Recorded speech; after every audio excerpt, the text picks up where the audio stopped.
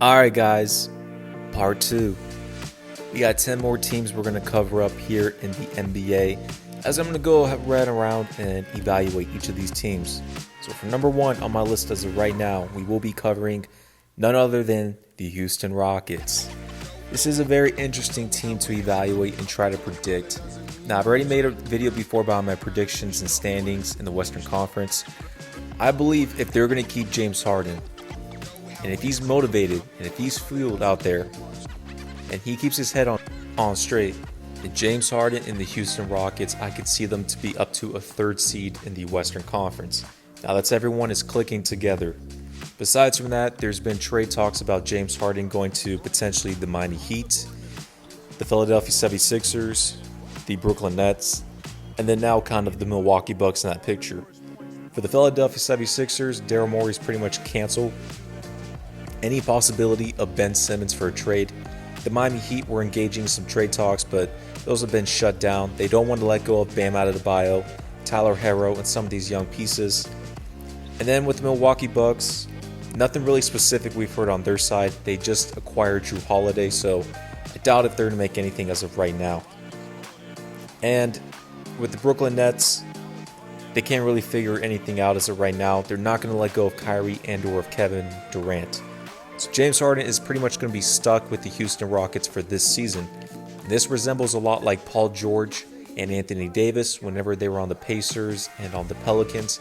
They requested a trade. They had 2 years left of their contract, and the organization pretty much pulled back for around at least 6 months.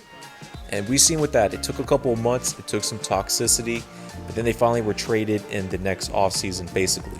I expect the same thing with James Harden. I think he'll be with the Houston Rockets for this season.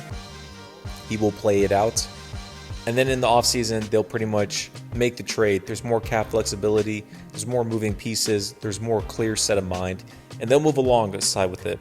So basically, looking at the Houston Rockets as of right now, you did trade away Russell Westbrook for a John Wall flip, pretty much. You brought in Boogie Cousins. You brought in a very young piece and an underrated piece in Christian Wood, and you re-signed Gerald Green. But come to think about it, I actually think they just let go of Gerald Green, so that may be off the table on that. Basically, with the Houston Rockets, it's a nice team. If James Harden pretty much has that mindset of being motivated, refueled ever since there's quote-unquote haters around him around in the league, I truly believe that the Houston Rockets could be up to a 3rd seed. They have a very nice situation. And James Harden can give you pretty much a 5th seed with his head on straight, with just a foundation, no other all-star. Basically like in 2017, this was right before Chris Paul. James Harden was pretty much just playing with Eric Gordon out there, PJ Tucker, and role players. And they were pretty much around a top 3 team in the Western Conference. So pretty much I'm liking the makeup of the Houston Rockets as it is.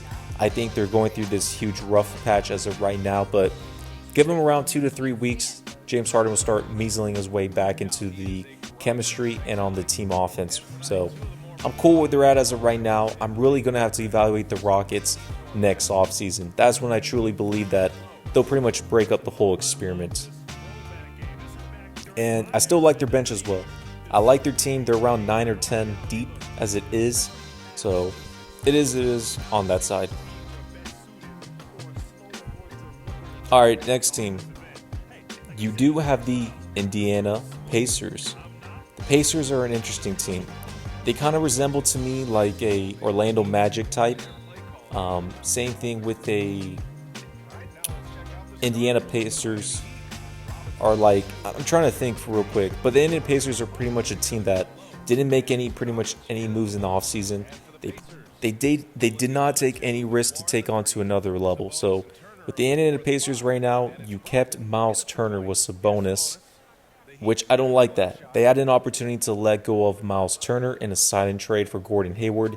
That didn't go through. And if they would have been able to get Gordon Hayward, that would have been a great piece for their team and for their offense.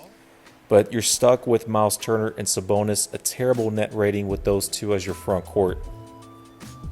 You still have Malcolm Brogdon out there. You still have Victor Oladipo. And Oladipo was in trade talks, and Oladipo stated he wants to sign longer with the Indiana Pacers. He wants to stick it out with them. So since there hasn't been any true big moves within them, they fired Nate McMillan as their head coach. I expect the Indiana Pacers to fight to get into the playoffs. I think they'll range from a 7th to a 9th seed as it is. They still have a pretty nice team, but you got to retool. You got to make that piece. You got to make that trade. And I thought that piece and trade would have been a Gordon Hayward sign and trade and let go of Miles Turner.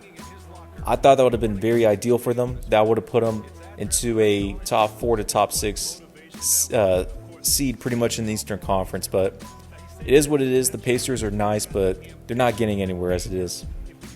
So not much to say about Indy. All right, Battle of LA. We're starting off with the Los Angeles Clippers. A lot to address when it comes to the LA Clippers. As of right now, they did not address a floor general. They did not address getting a true point guard on their team.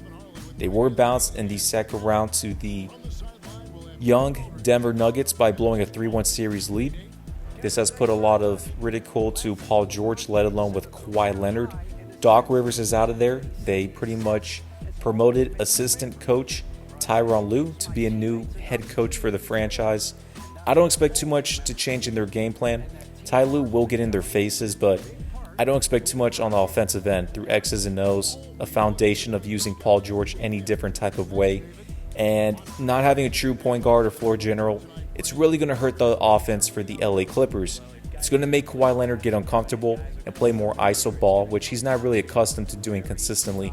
That's going to put Paul George as a pretty much spot-up shooter, which that's not consistently what he's good at. Clippers are kind of all over the mess. Now, I did like on the pros side, they were able to sign Serge Ibaka in free agency. I expected Serge Ibaka to go to the Brooklyn Nets, but the Clippers stole him away.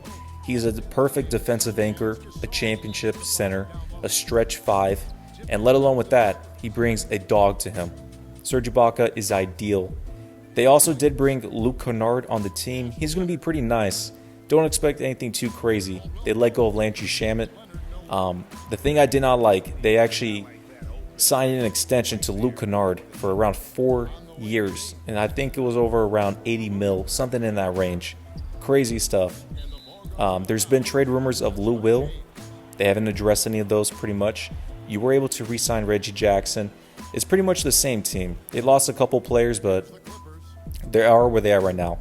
Big news, they lost Montrezl Harrell, who was 6th man of the year, over to the LA Lakers. They lost JaMychal Green. And right now, the Clippers are pretty much the same foundation. They still got a bunch of holes. Anything with my expectation with the Clippers, they'll probably lose in the second or third round when it comes down to it. But speaking of the players and the team next door, we're going to address the LA Lakers. The Lakers are my top favorites to win the championship in 2021 and represent the Western Conference. Pretty simple. Rob Pelinka out here put the team on steroids by retooling, bringing in Montrezl Harrell, Dennis Schroeder, Wesley Matthews, Marc Gasol, and a couple of other players like that. You did lose JaVale McGee, Rondo, Dwight Howard, and I believe another player or two. The Lakers still have their same core foundation. Their chemistry is at 100%. They look perfect out there in the preseason with an undefeated record. And Tarleton Horton-Tucker has progressed in a great way. Same thing with Kyle Kuzma in his role. This Lakers team is around 11 deep. And I'm not joking, they're around 11 deep, easy on that. That's going to put LeBron James in a more comfortable situation of trust, and he can load manage, quote unquote, a little bit more. The Lakers are looking the best out there in the NBA. Everyone is looking up at the Lakers, and they're on a different tier by themselves. So I'm really liking the lineup. I'm liking the culture. I'm liking everything with the LA Lakers. All right, the Memphis Grizzlies are next on the list. Memphis did not make a lot of moves in the offseason, let alone nothing really whatsoever. I do like John Morant, the young cat, on their team. He can't make an all-star appearance because the West is too deep, especially in the guard range. So he's still going to have an automatic season, but basically you need to go and you need to pair him with another young player. And that's not really the case right now. They may have to wait another draft or two for that to actually happen. So basically with that, you do have John Morant out there with Jared Jackson Jr., Brandon Clark, Valanciunas, and basically that's kind of it when it comes down to it. Not much I'm going to talk about the Memphis Grizzlies. I expect them to finish around 12th or 13th in the Western Conference. They're not going to make the playoffs. They'll still be a nice team, but nothing too much on them. All right, next we do have the Miami Heat, who did represent the Eastern Conference in the 2020 season, which caught a lot of people by surprise.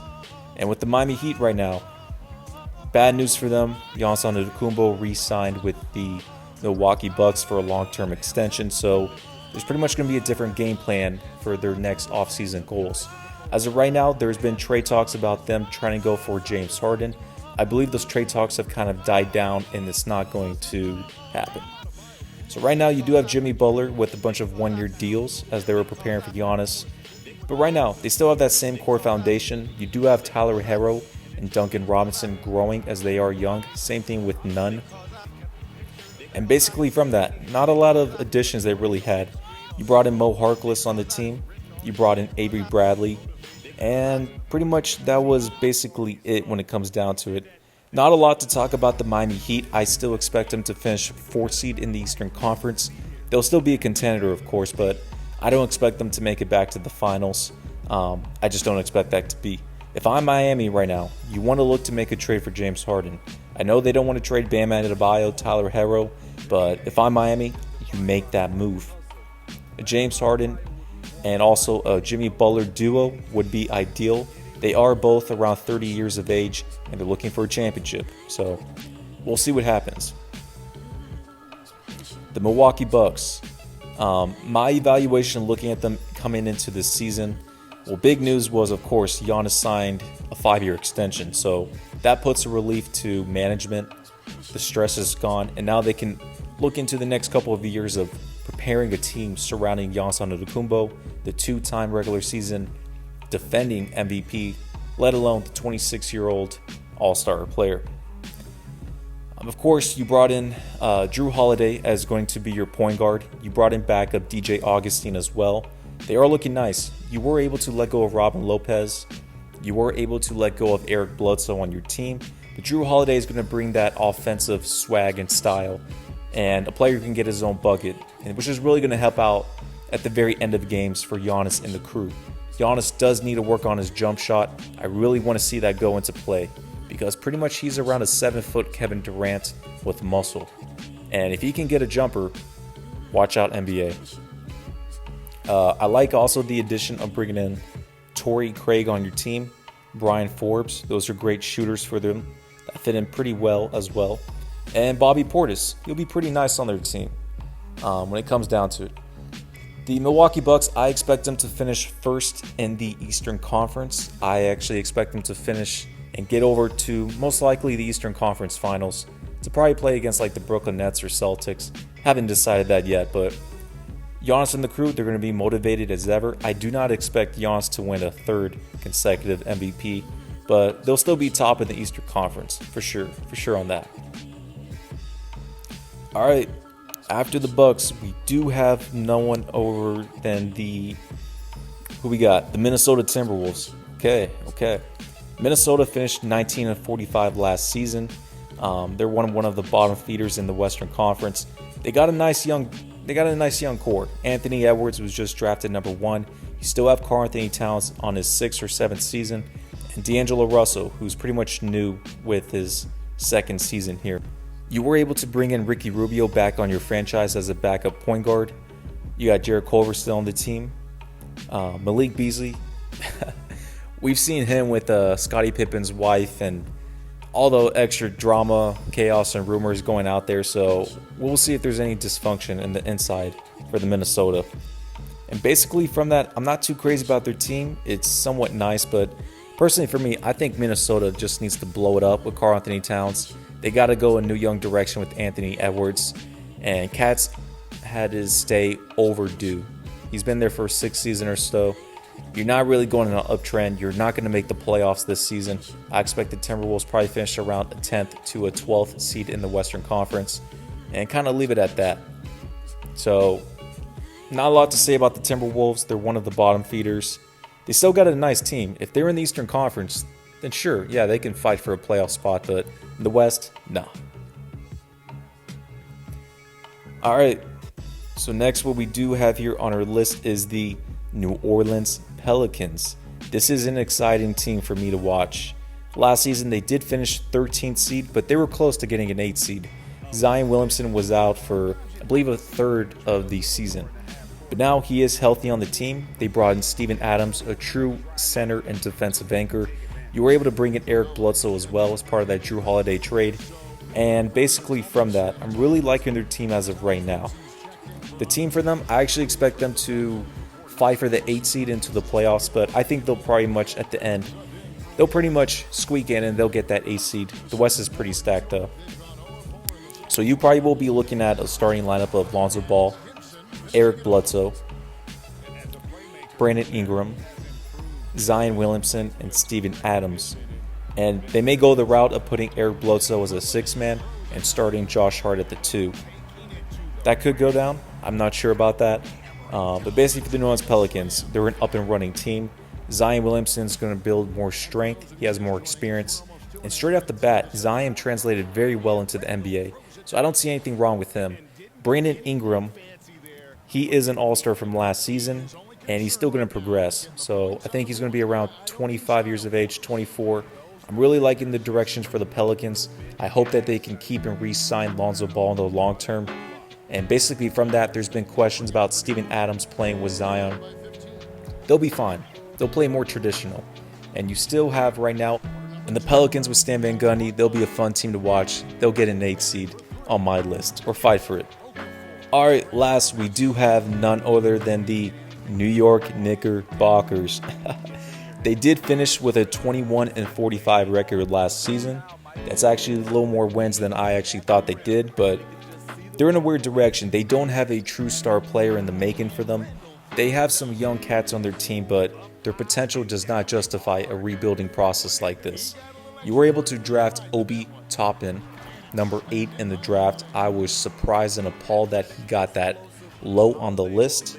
But basically from them, you signed Austin Rivers, you signed in Alec Burks, and Nerlens Noel. Not a lot to bat your eye on that. I still want to see how Mitchell Robinson progresses. Same thing with Julius Randle and RJ Barrett as well. And RJ Barrett had a good preseason, so I got my eye on him as well. Kevin Knox is very here or there. He's in a weird position. We pretty much expect him to have a great rookie season. That wasn't the case. And playing with New York is a bunch of pressure for these young guys, so I don't like how they brought in Tom Thibodeau as a veteran coach to have a quote-unquote player development team. It's a weird situation. I don't like it as it is. Hopefully the New York Knicks can get a top pick in next year's NBA draft. Basically from that, they're okay, but they're going to be, I expect them to be a 14th or 15th seed in the Eastern Conference at the end of the day from that. I'm going to kick it off there. Watch out for part 3, and we'll address the rest of the NBA teams. We'll evaluate.